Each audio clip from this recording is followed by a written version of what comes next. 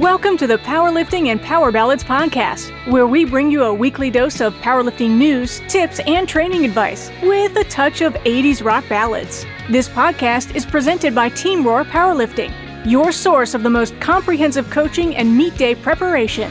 Here are your hosts, Josh Rohr and Laura Sturm. Welcome to episode 139. How are you doing, Josh Rohr? I'm good. How are you? I'm good. Awesome. So what's going on in the powerlifting world? So we talked about Equip Nationals filling up last week. We talked about Raw Nationals filling up last week. And update this week is Equip Nationals has filled up. So they reached the cap at 180. They originally had a cap set at 120, I believe, and they decided to reopen it and add a platform. So it sounds like it's going to be 1 day, 2 sessions, 3 platforms. And I'm anxiously waiting the schedule to be released to know who's lifting when, because handling is going to be a little tricky because we have five female lifters competing. So I'm kind of hoping they do like men and women lightweight session 1, men and women heavyweight session 2. That way it kind of splits up our lifters. Otherwise, I'm going to have 5 equipped lifters on 3 different platforms in the first session. That's going to be a little bit tough. That would be a lot tough. Yeah. Especially during squats. Yeah. So I'm not sure if a bunch of raw lifters ended up registering or what. But that is, I don't know. I think there are some that signed up because they didn't get into Raw, so they signed up for Equip. So it'll be interesting to see if they wear gear or if they just show up and lift Raw or not. But either way, it's exciting because it'll be a full competitive meet. Or hey, just put on some knee wraps. Yeah, Gateway, give it a shot. Yeah. What do you got to lose? I mean, I would love a classic division. I think that would be cool. Well, there is a classic division. Wait, when? Did you not know this either? This has been out for over a year now. So yeah, there's a Raw with wraps division. No, I didn't know that. Yeah. It's only at the local level, because at the national level, the Raw with wraps gets put into the Equip division. So they have to go to Equip Nationals. Yeah, but then you got to wear the whole thing. You don't have to. You can still just wear knee wraps. Yeah, but everybody else is wearing it and then you're not competitive. So come on. So put on gear then. So tight. What's wrong with you? You're like, you're grumpy today. Oh, just like I squatted today. That's good. Yeah, I put on my squatty bottoms and I got those insert the knee sleeves that you can self tighten. Okay. You know, they've got Velcro, you pull it across. Yeah. And those are way easier than wraps and they feel good. Well, since when's it been about feeling good? I don't know. I got old and somewhere in there. And I don't know. Once you get out of gear, going back into gear is like, it hurts. Yeah. So there is one update in terms of getting into these meets still. So what I said last week was I hope that they let pro card holders in. Well, they are giving, I'm not sure how much time they have. It's only like couple days or a week or something like that, but they messaged all the pro card holders and said you can register still, both for Raw and Equipped.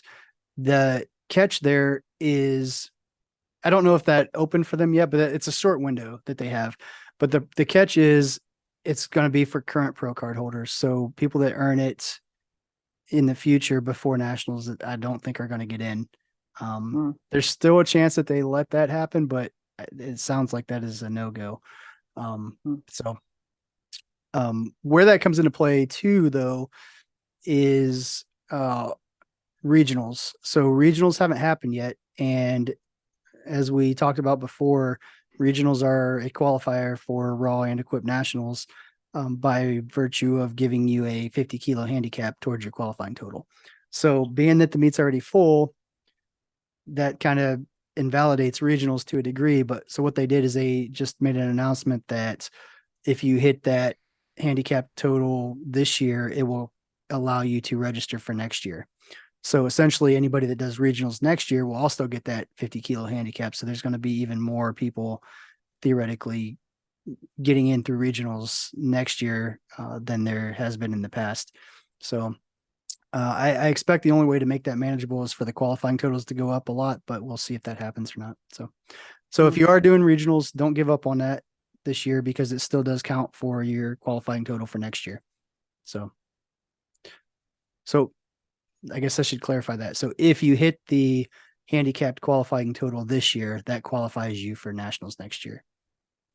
So if qualifying totals change and go up, if you hit it this year, that qualifies you for next year. So that might be a little hint too. Like if I don't know this as fact, but my guess is they're going to go up. So regionals might be your shot this year.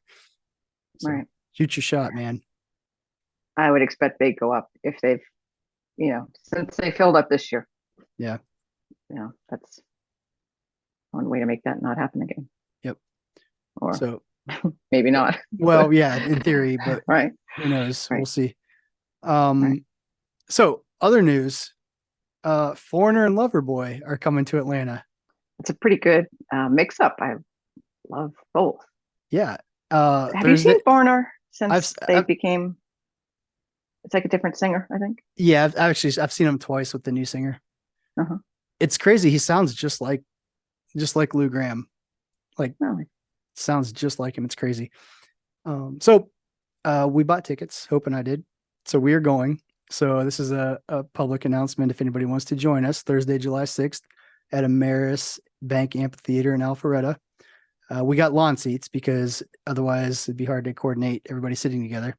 So tickets are only $34.50 a piece for the lawn seats. So Laura, Dan, whoever else wants to go, I'm just saying. Yeah, I might have to look at that because that would be right up my alley. Yeah. I mean, Loverboy and Foreigner. I've always wanted to see Loverboy, but I never have. But I've seen Foreigner twice, so this is kind of like pretty awesome. And actually, how I found out about it, I didn't even know they were coming. I was actually listening to the radio, and the radio station said that Foreigner is looking for your high school band to be an opening act or something like that. So basically, they're looking for they're taking submissions from high schools to basically any high school in Georgia that sends them a video of them singing one of their Foreigner songs. They're going to pick like their two favorite, and they get to actually be the opening act for Foreigner and Loverboy. So wow, how cool would that be? That's pretty sweet. But then that's awesome. As Hope said though, like nobody in high school even knows who Foreigner and Loverboy are. So like nobody's even going to apply for that. But I don't know. Maybe they do. Maybe they do. I hope. Some choir instructor is knows them and is like gonna have them do it, and they don't even know. Yeah. So that's cool. July 6th. In high school, I had a music teacher that had us study Tommy the musical as part of our music class. Things that would not happen today is that.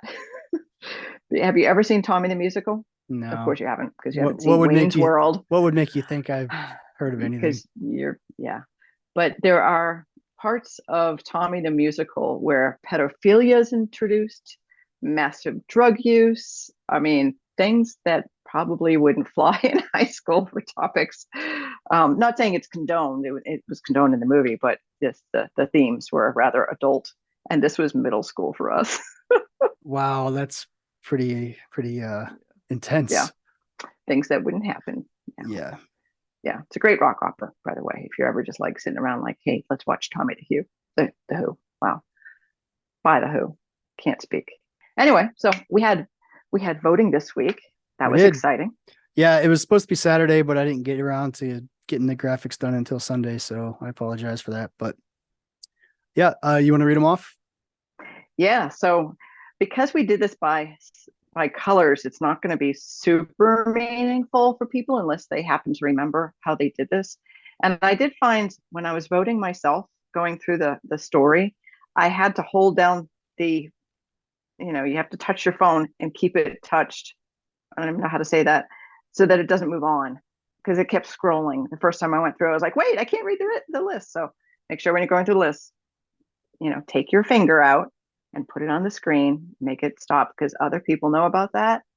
It wasn't me. So I held it still. Oh, you're laughing at me. I am You're because you also said that your votes didn't go through for some reason. Yeah. So I'm thinking is because you were holding down the screen while you tried to vote. Like you can't be holding the screen while you vote. But I didn't. I held it down until I figured out who I wanted to vote, and then I clicked it, and I could see that it took, and then it just would go on to the next one. Weird. Well, maybe. But then I went back and I voted again, and I went back and I voted again. I was like, am I getting multiple votes now, or what? Is your app updated to the most recent version? Probably not, because that could be. I have no idea. I'm just making up possible solutions. Maybe that be it too. But yeah, I can't read that fast, so there's no way I could have looked at both lists and actually evaluated them. So I say hold it down and then vote. So if you were voting between Lavender and Gray, well, Lavender won. Not super meaningful for people because we can't really list off all the songs that were on there, but we are saying who's been eliminated.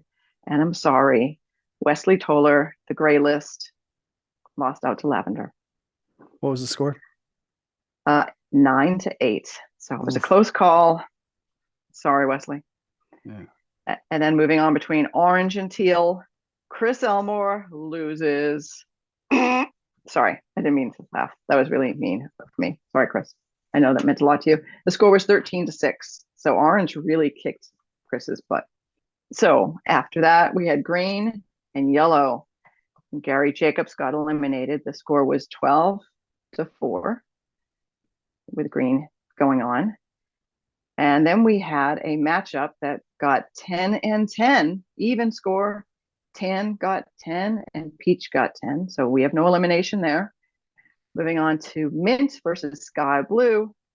Mint lost to Sky Blue. Katie Dodge's list was eliminated 7-10.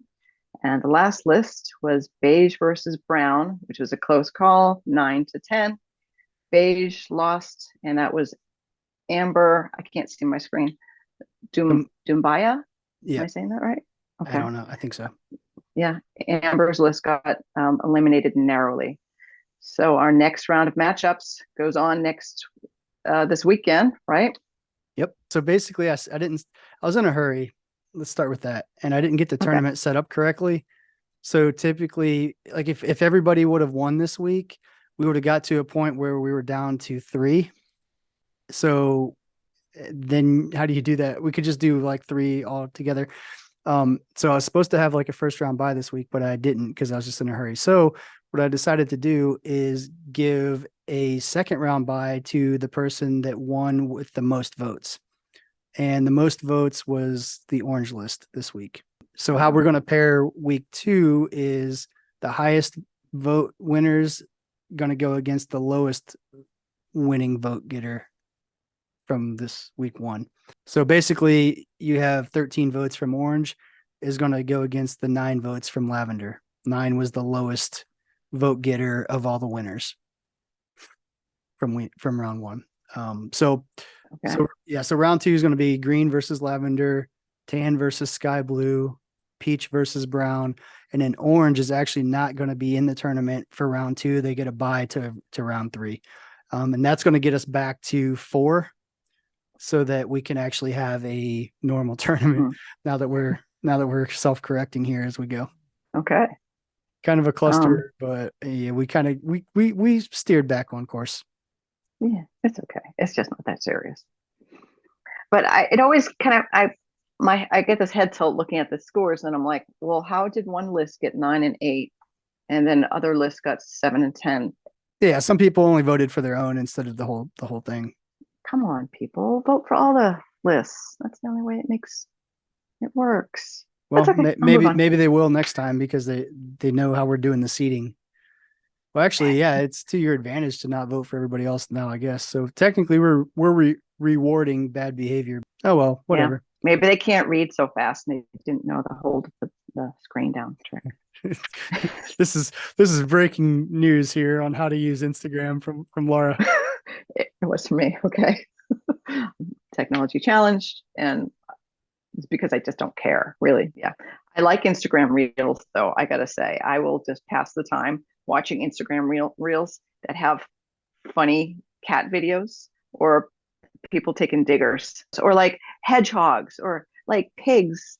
I love piglets. That's the shit that makes me laugh, though. Like, if it's a serious video or political, I just keep going. But if it's something funny, I'm just sharing it with people and laughing my head off. I love Instagram reels. So there you go. Cool. Tidbit. All right. All right, we're going to move on to the powerlifting situation. Are you ready? I'm ready. You're competing at the state meet in the open division and are the heaviest lifter in your weight class. You're active duty and can exceed the military American record squat, likely on your second attempt, but the others are out of reach. How might this affect your strategy? Simple, I think, because with the new record policy, you can chip any American record that you're eligible to chip. So even though I'm in the open division, I'm eligible to chip a military American record, even though I'm only in the open. So if I am the heaviest lifter in my weight class, that means I do not have body weight advantage. That means I cannot tie and win my weight class. I have to outlift them by 2.5 kilos. Except now that I can chip this military American record squat, I actually could add that chip, the 0.5 kilos. And now that gives me essentially the same thing as a body weight advantage because I don't have to do 2.5 kilos more on my total. That half kilo would put me ahead of them. So if I can break it on my second attempt, I'm chipping it. You know, if I'm planning to go 205, like 205 is my second, I'm going to go 205.5 on my second attempt. And if my third attempt is, you know, planning to be 217.5, I'm going to go 218.0. That way I get that half kilo chip added to my total at the end of the meet. And that basically gives me the body weight advantage, even though I'm the heaviest lifter, because I have that half kilo advantage over everybody else that can't chip that. That's how it changes my strategy. I go, you know, I add the chip every opportunity I can. Now, it wouldn't make sense really to go, instead of going 205, it wouldn't make sense to go like 207.0, because now I'm essentially going 0.5 kilos less than the 2.5 kilos I would need to be ahead of them. So, you know, taking the minimal chip possible, that way you have to lift the least amount possible to get that half kilo advantage on your total at the end is the way I would go there. Especially since I have no option of, you know, based on the scenario here, I have no option of making any of the other American records. So that's my only opportunity to chip during the squat. So, you know, I need to know that going in, and I need to take advantage of it going in during squats, because a lot of people, you know, they don't think about it until afterwards. Like, oh shoot, you know, as I'm about to pull my third deadlift, it would have been nice if I added the half kilo to my squat, because then I won't need to pull this extra 2.5 kilos. So, you know, just knowing how it works and knowing what the strategy is ahead of time is beneficial. Makes sense. Chip away, Chippa. Chip away, Chippa. Okay. Sorry. I'm punchy. So new lifter tip. Know how long it takes you to warm up at a meet and plan accordingly. Wow, sounds kind of obvious, but yeah, it does. It sounds obvious until, you know, you're doing a 30-minute warm up during flight A that only has 6 lifters, and 6 lifters with 3 attempts each is roughly 18 minutes. So you're trying to do a 30-minute warm up routine in 18 minutes. So, you know, it's important to know how long it takes you to warm up, but it's also important to be able to figure out how long the flight before you is going to take, so you can time that accordingly. So, you know, roughly 60 seconds per lifter is, you know, not always the case, but it's a pretty good average to plan. So if you got, you know, a flight of 10, you know, that's 10 times 3 attempts, that's 30 lifters, 30 minutes roughly. You know, if it's 6, again, it's 18. So it's important to know those numbers and be able to do that math. And if it takes you, if you know it takes you 50 minutes to warm up your squat, which we have a couple lifters that it takes that long, you probably got to start before the flight before you actually starts lifting, because most of those flights don't take that long. So you got to kind of know when to jump in, when to get rolling. You also need to know how big your flight is and where you are in that flight for your first attempts, because you could be the first lifter in your flight or you could be the last lifter in your flight, and that makes a big difference, or could. Yeah, for sure. That's all I got. Ditto. Cool. Easy enough. We get it done. We get in, say what we need to say, get the hell out. Don't waste time. Agreed. Cool. So round 2 voting is going to be this weekend. I'm going to start saying weekend because I'm planning for Saturday, but I'm not going to promise Saturday because it just might not happen. Hell, it might not happen on Sunday. The plan is this weekend. Long story short, look for it voting at PL Ballads Podcast on Instagram sometime this weekend. Please vote for all of the lists. And there's also a link in our story highlights on Instagram where you can actually go through and play the list, find the link to Spotify of all the driving songs if you're not sure what some of the songs are. Other than that, I guess we can announce it now. This is new information. James is stepping down from coaching with us as of the end of April, but Wade Johnson is starting to coach with us as of May 1st. So we're losing a James, we're gaining a Wade. If you have to lose James, that sucks, but Wade, wow, that's a great ad. Yeah. So he's starting on May 1st with us. And if you're looking to get coached by him, you can definitely reach out at teamrohr.com and click the little get started button and we'll get you hooked up. Who has Wade worked with that's like notable? Jen Milliken. He's worked with Ahmed Hassanin, I think is how you say his last name. He's a big equip lifter. I'm trying to think. And Jennifer Milliken. And Jennifer, didn't I just say her? I just wanted to say her again because got it. Jennifer Milliken. I mean, yeah. Right. Yeah, he's worked with a lot of people over the years. Fierce. Yeah. Nice. So he's an awesome addition. I think he's going to fit well because to a degree, James and I are kind of the same personality a little bit. I mean, we're not, but we're similar. But Wade has a very warm, comforting voice. Is I think what he says, but he has a different perspective on things. Like that is good. It's going to be a good fit. I think having myself, Daria, and Wade. I mean, I think we're all kind of a different personality, bring a little bit something different to the coaching staff. So I think it'll be actually a good fit. I agree. That's great. And I'm excited about Team Rohr weekend coming up because it's like, it's coming up. It's coming up like what, 5 weeks now, something like that.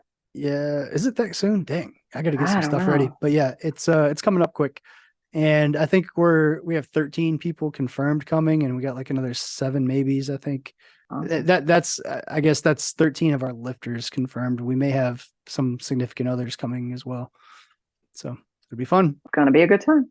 I'm looking forward to it. Same. Awesome. All right. Well, until next week, Josh Rohr. I'll talk to you. Bye now. Later. Thank you so much for listening. If you enjoyed today's episode of the Powerlifting and Power Ballads podcast, please remember to subscribe and share it with your friends.